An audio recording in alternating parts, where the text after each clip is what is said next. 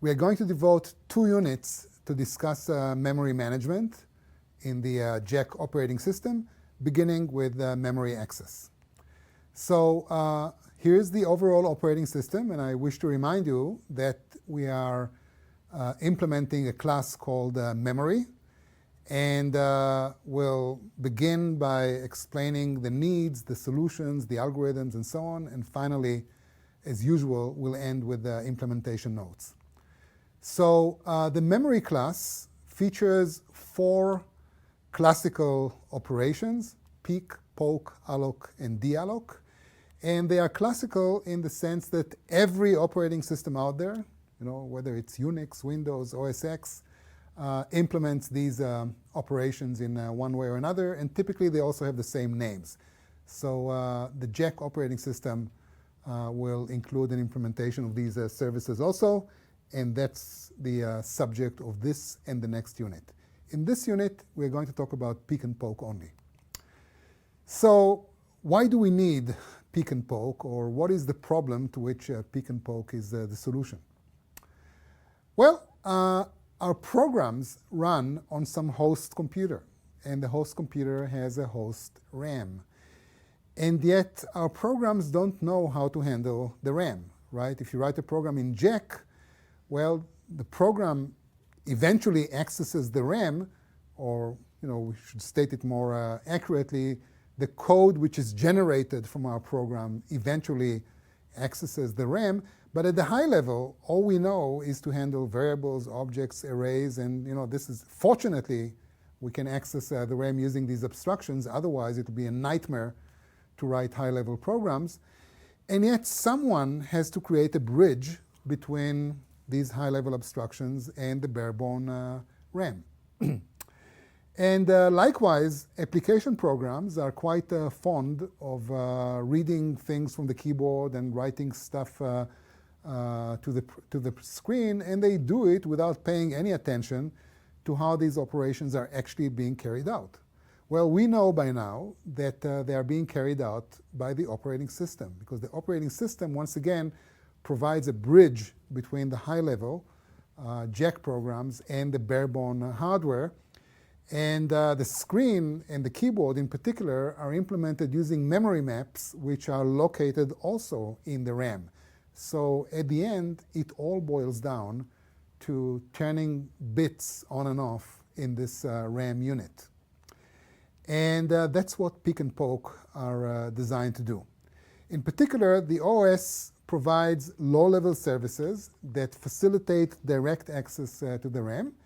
And then using these low-level primitives, the OS builds some more advanced functions, for example, readint and printint, which use these primitives in order to deliver the abstractions that the high-level programmers expect to see and use.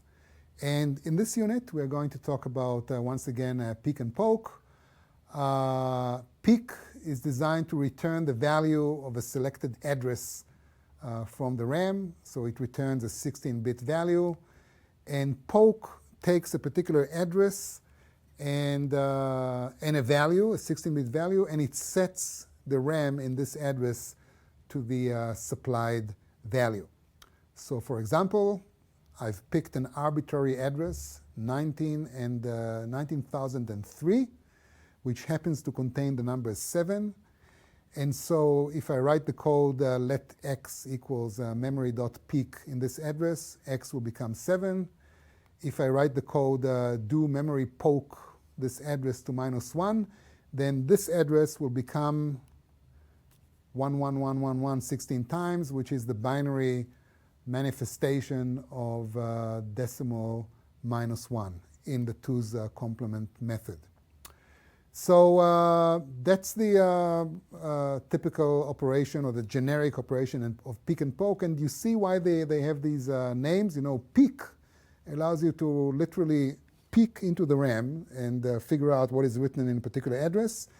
And poke enables you to take your fingers, so to speak, and poke a particular address in the RAM and change it to some other address, some other value, if you so desire.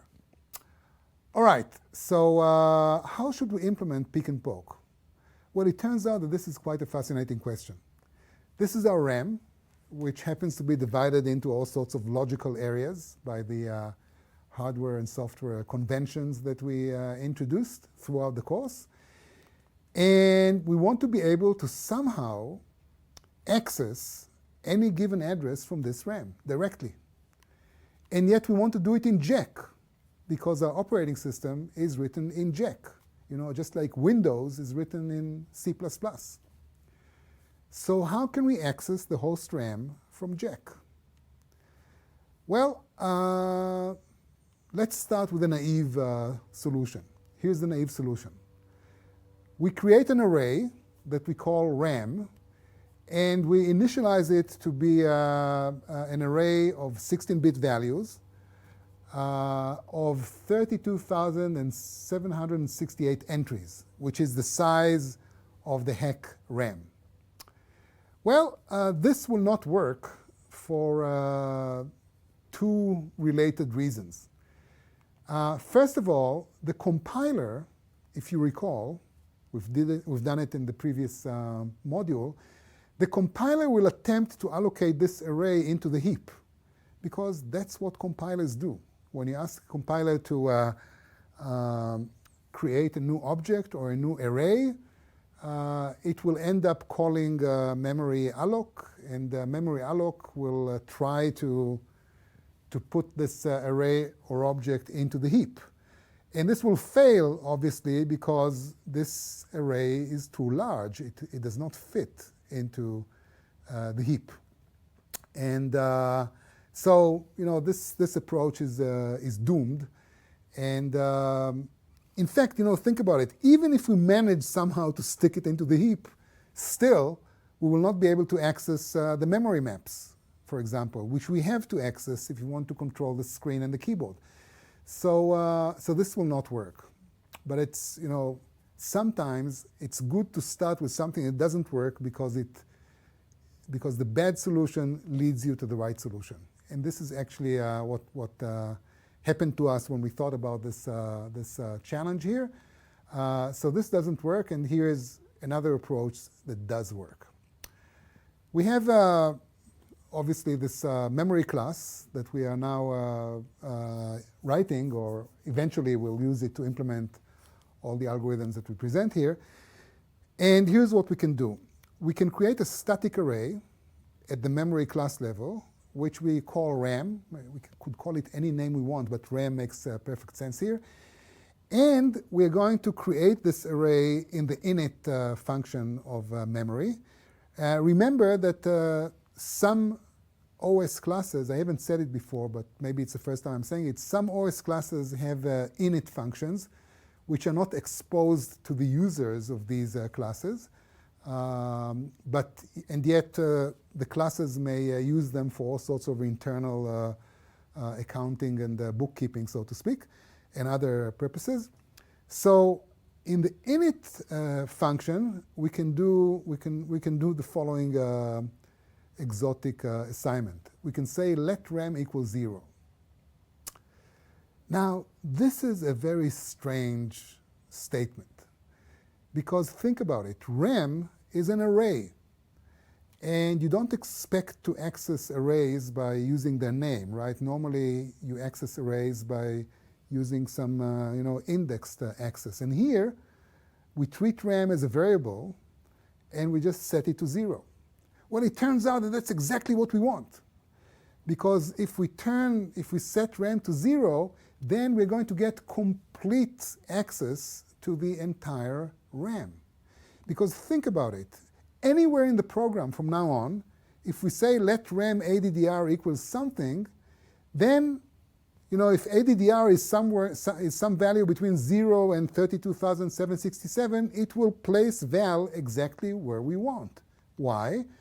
Because if we access RAM I, according to the rules of the game, we're going to access the RAM location 0 plus I, because 0 happens to be the base address of this array. So this ingenious hack that you see here is going to give me complete control of the host RAM from the symbolic high-level language. Now, why does this hack work? It works because Jack is a weakly typed language. And the Jack compiler is very forgiving. And the Jack compiler doesn't care if you say let RAM equals 0, even if RAM is an array. I mean, in some other languages, the compiler will throw an error right here, and you won't be able to do it. But in Jack, you can do it, and by doing this, you gain this lovely trapdoor into the RAM. And obviously, if the programmer doesn't know what he or she is doing, they can also destroy the computer now, because now that they have complete access to the RAM, they can mess up with a stack, they can mess up with a heap, and so on and so forth. So, such is the power of system programmers, of programmers who write system software. And obviously, we are writing an operating system, so the programmers should know what they're doing, and therefore this hack is perfectly acceptable. And you need such hacks when you write an operating system in some high-level language like C++. All right, so to sum up, we know how to create this RAM array, which I proposed in the previous slide. And so I do it in using my init function. And then I still have to implement peek and poke, but I would argue that now that we have this RAM array, implementing peek and poke becomes a piece of cake. It's like nothing. It's like 1 or 2 statements, and you got it implemented. So you can think about it yourself, and there's no need for me to give you the exact solution. And so we know how to handle and implement peek and poke. So to remind you, we are working on the memory class, and now that we can peek and poke, we can move on to talk about alloc and dealloc, and that's what we'll do in the next unit.